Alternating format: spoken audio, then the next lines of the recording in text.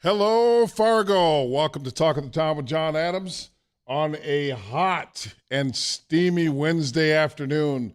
If you could see me online behind me, the sun is out. It didn't seem too windy, but I wouldn't know because I went from my car straight to the studio. Didn't spend a whole lot outside.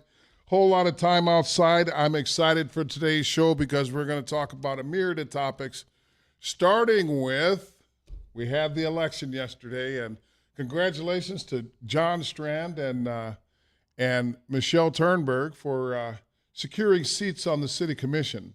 And this has kind of been a hot button topic with me over the past couple of weeks because I feel like we should be getting more out of our commission, and I feel like there's a certain accountability piece that's missing. So I'm excited to see where this goes. I believe that first we have to have accountability. We are at a pivotal time in the city of Fargo because we're balancing budgets, okay? We're trying to figure out how to use money wisely. We are growing as a city and as a state, so we need to, as citizens, have our pulse on what's happening down at City Hall. And so congratulations to them. Kelly Armstrong won. I happened to go listen to Kelly Armstrong speak this past weekend, and I was impressed. I wasn't necessarily on board with him initially because I felt like, I hadn't heard much of his platform, but I had certainly seen the attack ads on Tammy Miller. And I've said it before, I like my leaders to talk about what they're going to do, how they're going to make things better. For instance, Michelle Turnberg ran on a common sense platform. Bring common sense back to government. And it's funny because I say it all the time. It seems like this is what we're lacking in these times, is we're lacking the ability to look at things and say, you know what, that's not a good idea. Well, common sense would tell you. There are a lot of things happening where it seems like we're just, we're going along with whatever happens. And I've said it before, particularly in Fargo, if we aren't vigilant in what's happening in our city, things can get away from us. Now, everybody knows I grew up in Minneapolis, and Minneapolis in a lot of ways is like Fargo is now, okay? A good business climate, you can get a good education, you have myriad of endless possibilities of jobs, and now I was in Minneapolis 2 weeks ago, and it's not even close to the place that I left in 1985. And so when I look at Fargo, I think to myself, people better realize that we have it really good here, and we can't get mired in the talking points that we have. For instance, I have heard ad nauseum about immigration, okay? And the inability to get any traction one way or the other in the area of immigration. And so it bothers me because these national things, they're going to affect us at some point, but on the local level, we are an agrarian community. We still have farmers out doing things. And I just heard, and this is an aside, in Utah, they are restricting water to the farmers in Utah. And I had to look it up because, you have to Google things now. You can't just believe everything you see at first sight. And it's like, well, why is that? There shouldn't be a water restriction anywhere in the nation with all the rain we've had. But I wonder, what are the citizens thinking about the way that their government has decided to implement this thing? And I don't know all the details, but I thought to myself, well, this is a growing season. Why would they restrict water? Farmers got their crops in the ground. And I was thinking to myself, if that happened here, would enough people voice their concern? Would enough people write their city commission or write their legislators and say, hey, look, we don't agree with this? And then I started looking at some of the things that happen in the city of Fargo. Okay, and one of them was the convention center. Okay, there was this push to have a convention center and the remodel, and I thought, you know what? That was an instance where we as citizens said, you know what? We don't want this thing. We don't agree with it the way that you presented it. So we voted it down. And I got a little warm feeling in my heart because it's like, that's the way it's supposed to work.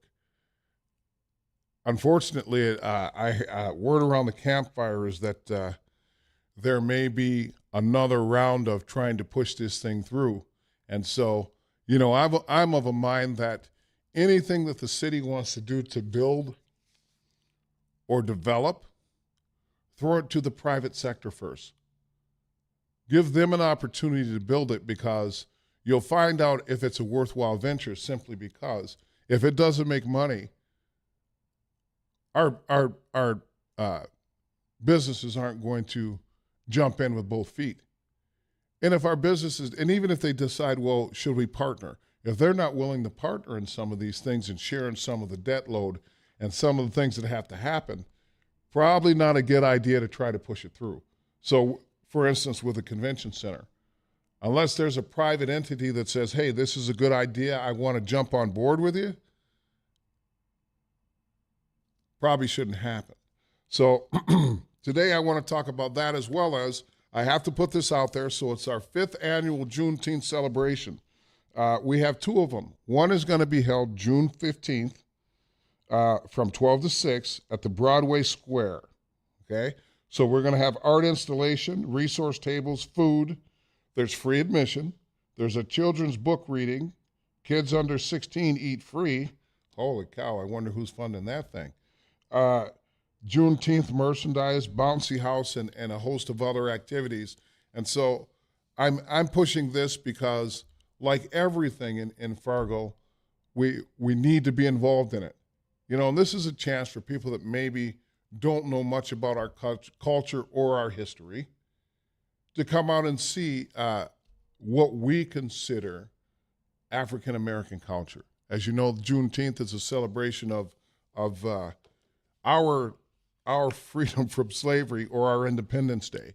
And then the second Juneteenth celebration will be held on June 17th, which is a Monday, from 4 to 8 p.m., and that's going to be at the Yomcon Center. And so there's going to be drumming and storytelling, performances, live music, films and art, and a historical exhibit. That's one of the things that I like about the Juneteenth celebration, because I am always amazed when I start talking about our history, how many people don't know things about Black Wall Street or Rosewood. I'm always amazed when I go back and I read the list of African American people that have invented things, that have contributed to what have become commonplace items or commonplace machines in our society. So it's something where if you want to come out and get educated on just what we've contributed to this great country of ours, those 2 celebrations would be a great time to do so. So I'm going to go on a little rant here, because I saw in the paper or online or something that we have a drag racing issue in the city of Fargo, and so my understanding is, to curb the drag racing, the city of Fargo or West Fargo, one of the two, they lowered the speed limit as a way to curtail drag racing. Now, I'm trying to correlate the two, and if you have any idea on this issue, or you have any thought on this issue, I'm anxious to hear. I mean, if anybody knows about it, because it just came across yesterday. But is this honestly the answer to people drag racing on 52nd Avenue?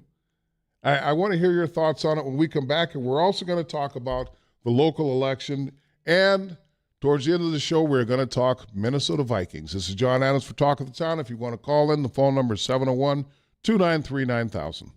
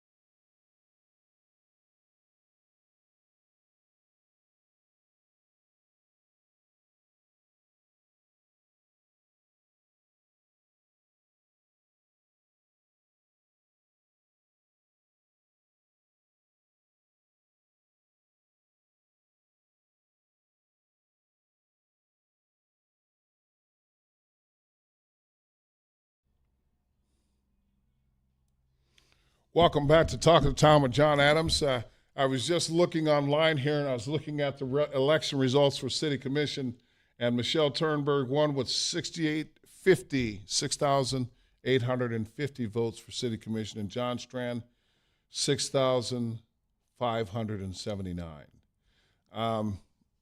I find those numbers to be appallingly low. I think there's well over 100,000 registered voters in the city of Fargo, and we have almost, it looks like probably 30,000 people voting in this election, which speaks to what I call the apathy of America. Our not getting involved in things that matter.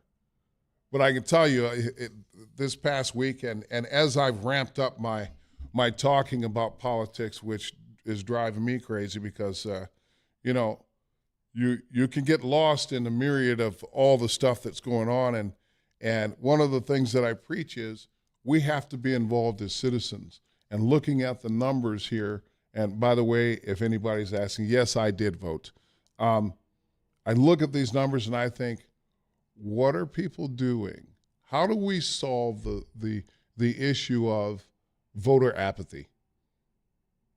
Because I can tell you, this number of people that are voting is far smaller than the number of people that are complaining about the system.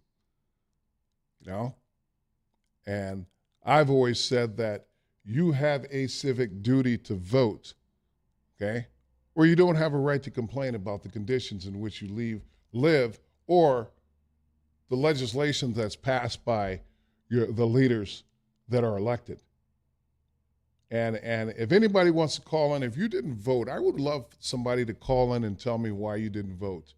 Or if you want to call in and talk about who got elected, feel free to call in. I see Joe Vettel, one going away here for the Cass County District 3. I think that was, yeah. So those are the questions, is why aren't people voting? Why aren't people getting out there? Because I can tell you, based on my social media pages, everybody's got an opinion on Fargo, on the city commission, on Moorhead, on how our leaders are spending our money, but yet people aren't involved enough to find out where do people sit on certain issues. Like for me, there's a couple of them.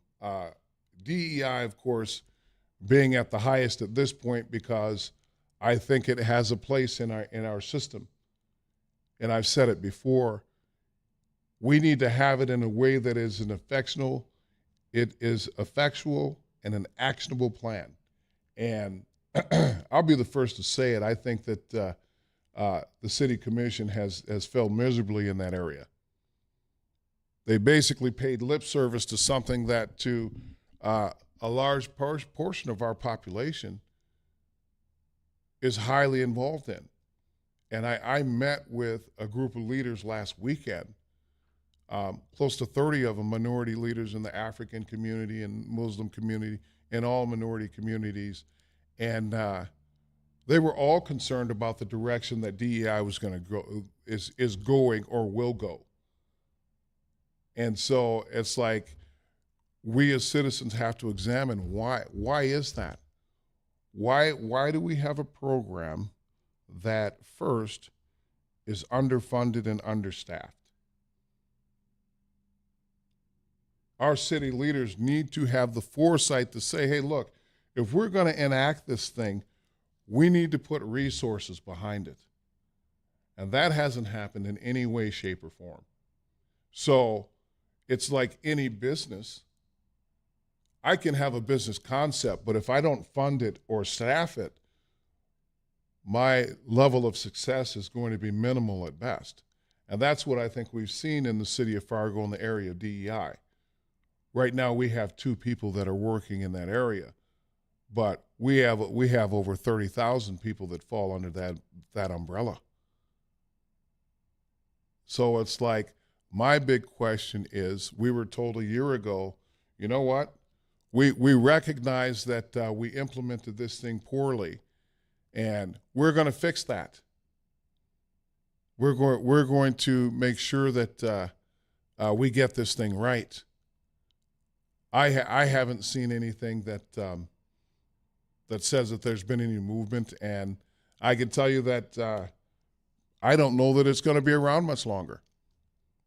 And I think it's sad because I've met people that have been directly affected by it, and that there is a lot of positivity going on. I think the outreach that Dr. Hogan has done within the communities and taking these marginalized communities and giving them something that they can hang their head at when it comes to when it comes to city government has not been talked about enough. We've certainly talked about what hasn't gone right, but I think if we looked into some of our particularly new immigrant communities, that's a vital resource for them. So I wanted to touch on that. It'll be interesting to see where the city goes in terms of DEI from here. You know, I've said it before. They've already done environmental scans. They have done climate assessments, but to this point, I haven't heard one commissioner talk about that. I haven't even heard the mayor talk about the climate assessment or the environmental scan or the results of those. I've been able to ask for a document search. You know, it's amazing. You can get whatever you want if you know where to look. And so one of the reasons that I'm talking about it is because I've educated myself in this area because I think it's important.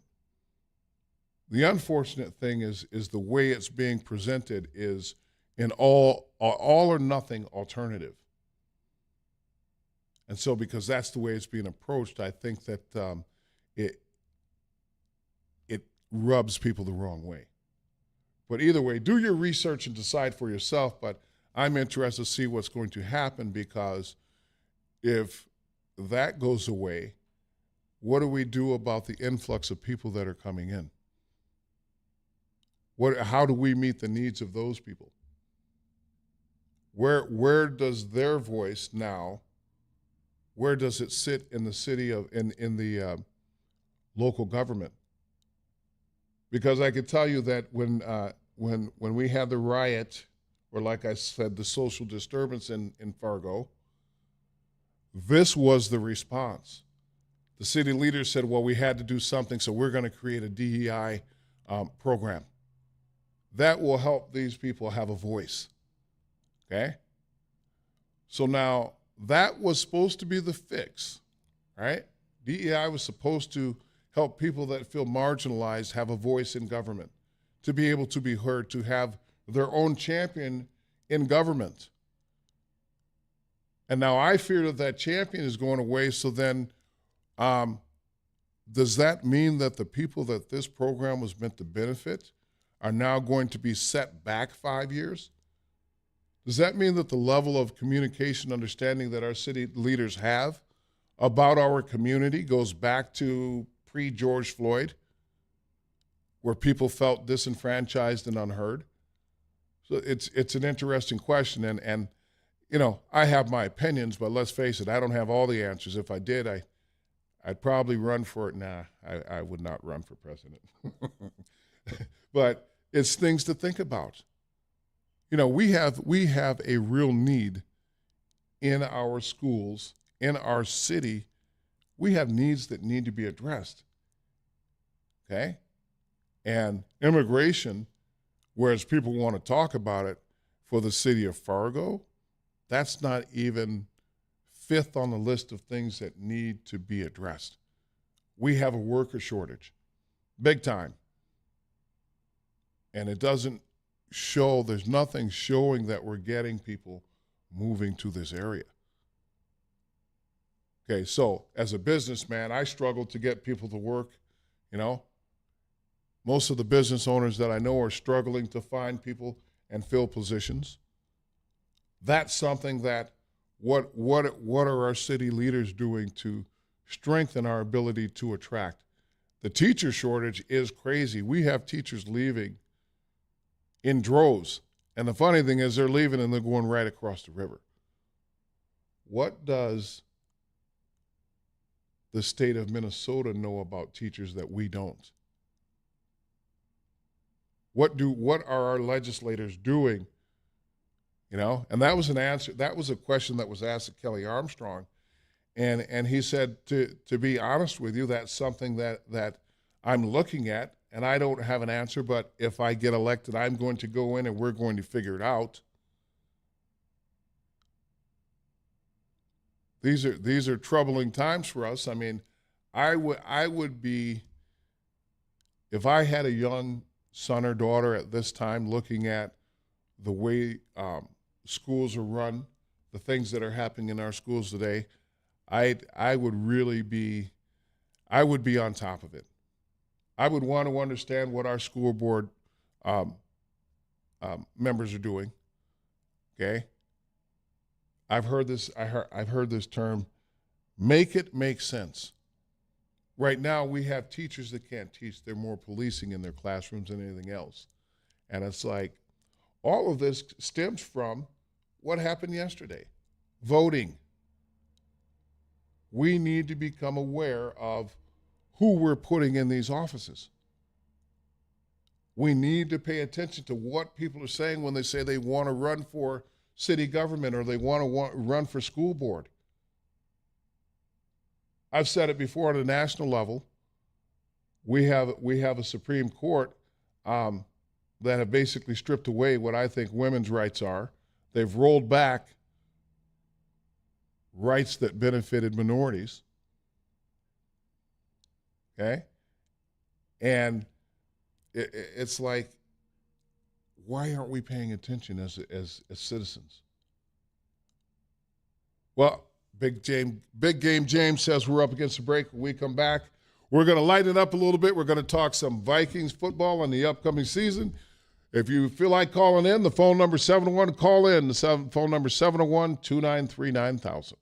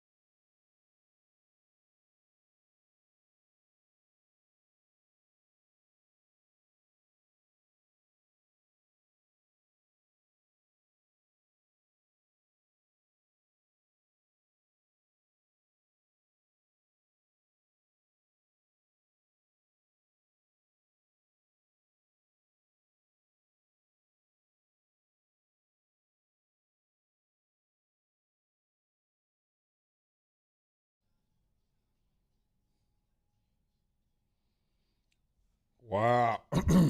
It would appear that James has upped his music game, intro and outro music.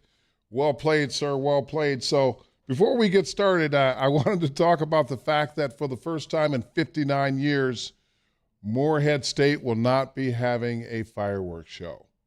And it started me to thinking, should city governments be responsible for 4th of July fireworks or any fireworks for that matter? I mean, just as a matter of civic pride and bringing people together, I'm of a mind that they should be doing that. Now, the question becomes first, how much does it cost?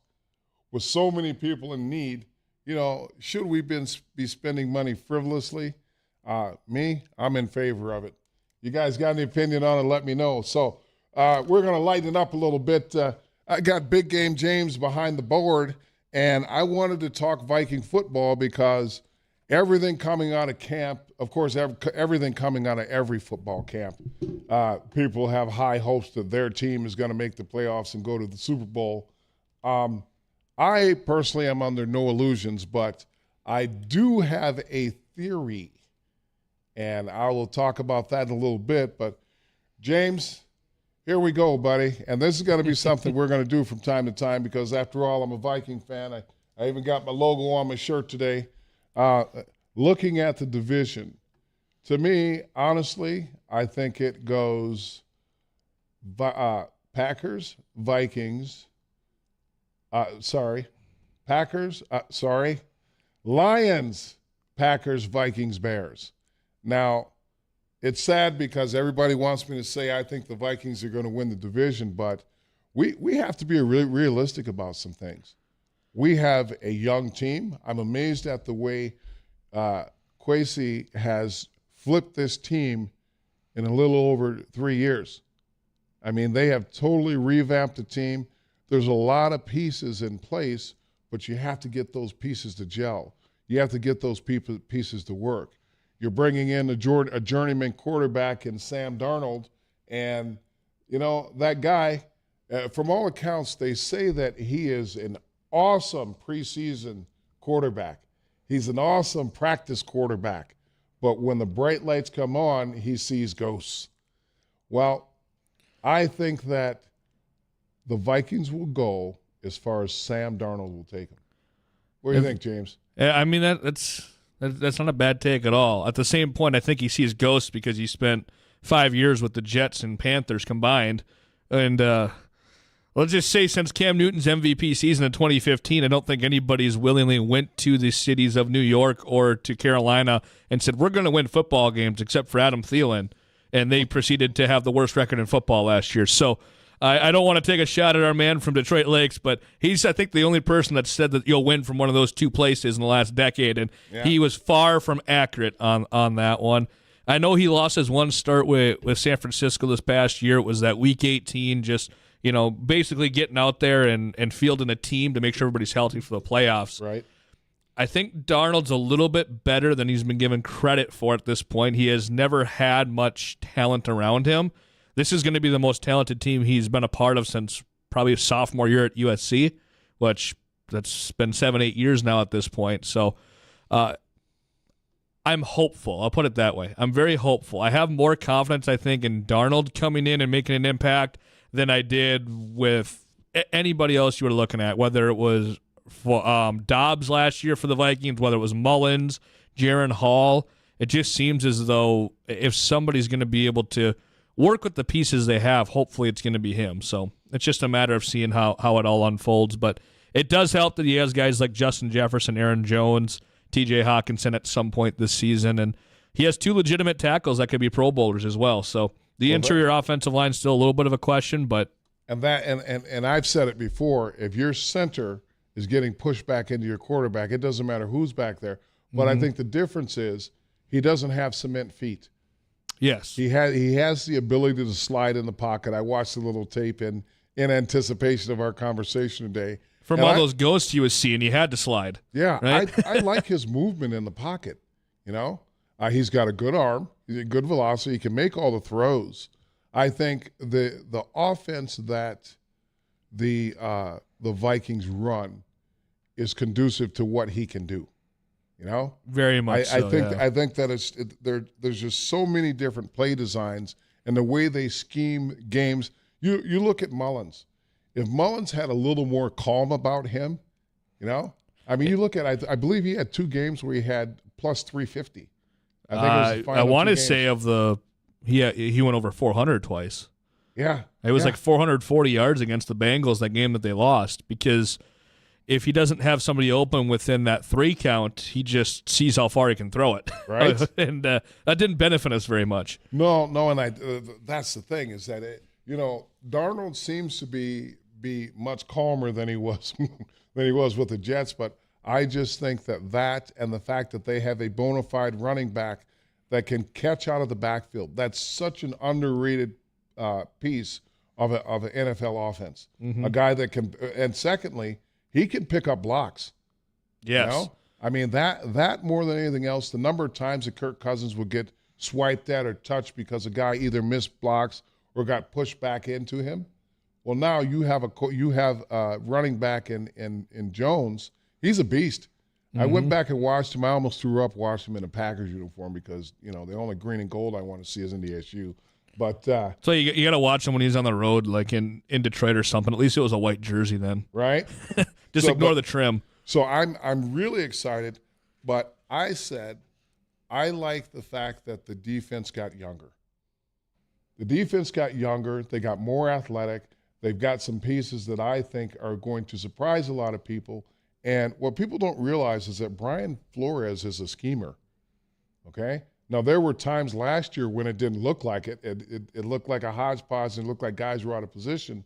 But They were trying to learn that system as well. well, that and the injuries. So all of those things, but we've gotten younger. We've gotten rid of some people that were borderline, that I thought were borderline anyway. I liked Danielle Hunter, but we needed to move him. And so, that's fine. But then this rookie, by all accounts, he's given Darisaw fits in the OTAs. Mm-hmm. Well, I mean, any guy that runs sub 540 and he's 250 pounds, that's going to give any Right. offensive lineman an issue.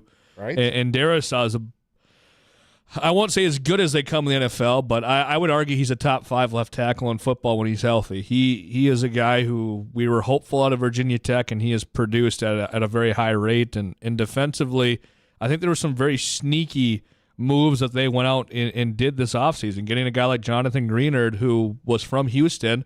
Basically what it turned into, it wasn't a trade, but Danielle Hunter went to Houston for a big contract, and Greenard came for a big contract for a defensive lineman or quote-unquote edge rusher in a 3-4 base defense. But it was a little bit more affordable. He's a couple years younger, and he was really effective with Houston last year.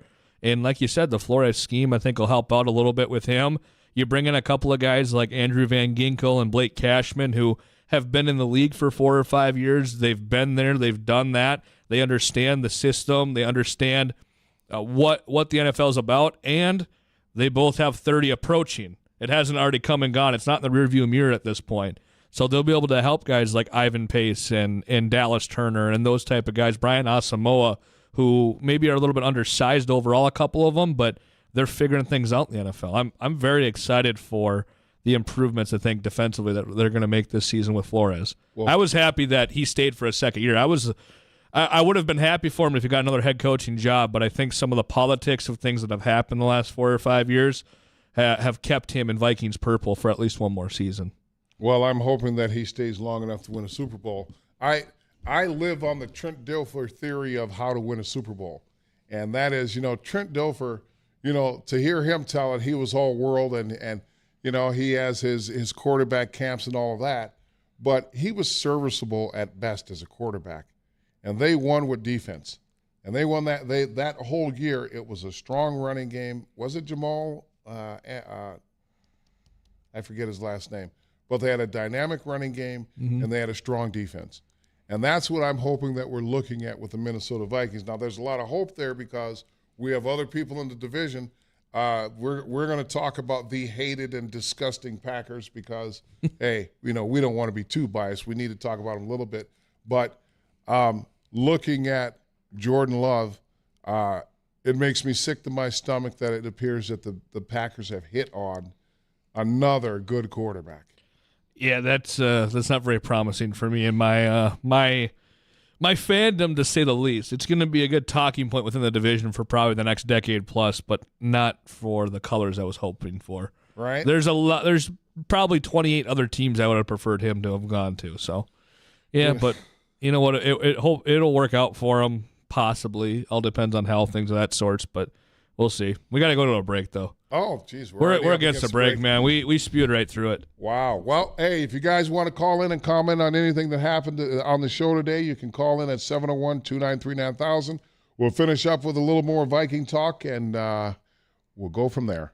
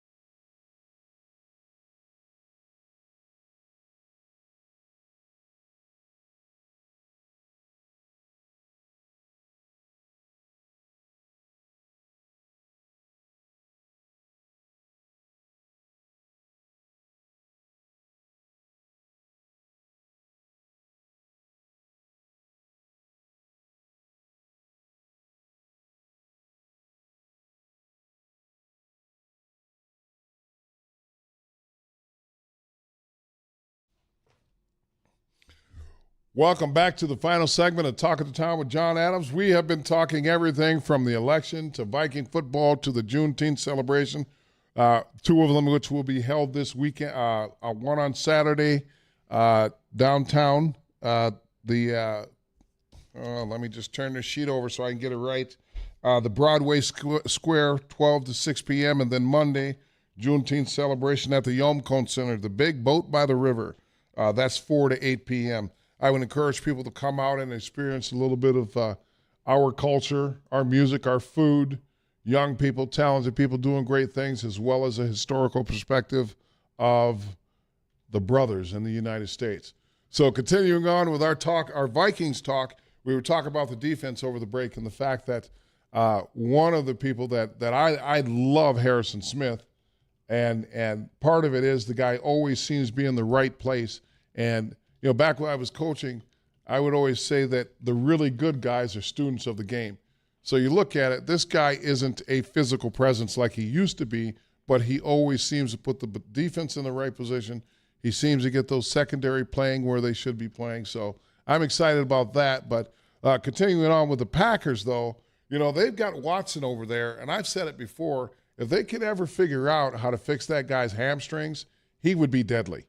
Because he came on last year when he wasn't hurt, and that wide receiver core, they they're going to be a handful for our secondary. Well, very much so. And, I mean, you saw it with him when he was in that Bison green and gold, and he had a great, sophomore campaign, I think, specifically. He played pretty decent his freshman year. That back half of his career with Phoenix Sproles, both of them battled injuries. Right. But Christian Watson was just so physically gifted. He was so smart. He could route run really well. He had the intangibles, the size.